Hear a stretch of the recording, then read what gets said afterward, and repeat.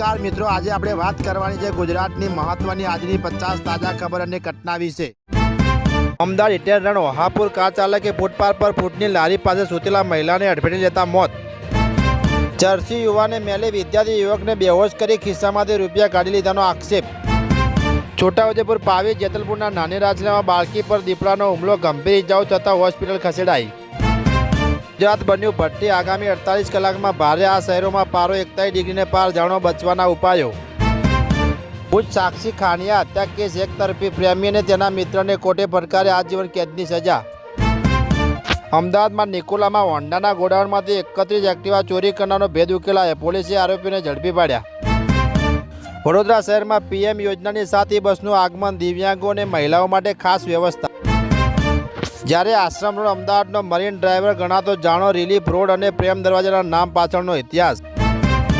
હની trap જેવા ગુનાના વધુ 5 આરોપીને ઝડપી પાડતી સિનોર પોલીસ।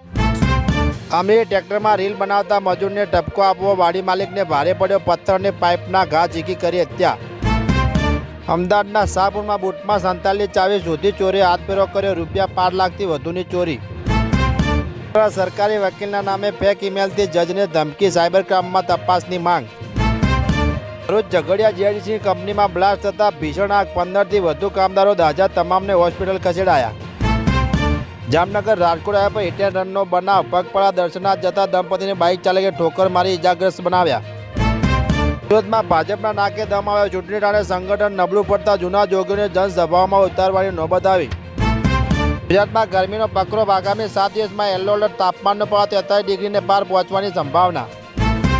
જામજોધપુર નજીક મોટી કૂપમાં રહેતી પરિણીત યુવતીએ કોઈ અગમ્ય કારણસર જે દવા પી લઈ આપઘાત કરી લેતા ચકચાર।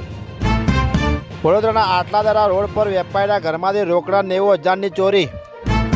અરવલ્લીથી GSCS જવાના બ્રિજ નીચે મોડી રાતે ધડાકાભેર આગ, ભભૂકતા ગભરાટ। ગુજરાતને મહારાષ્ટ્રની વિધાનસભા પેટા ચૂંટણી માટે મતદાન પૂર્ણ, ઉમરેઠામાં સાંજે 5 વાગ્યા સુધીના 54% વોટિંગ।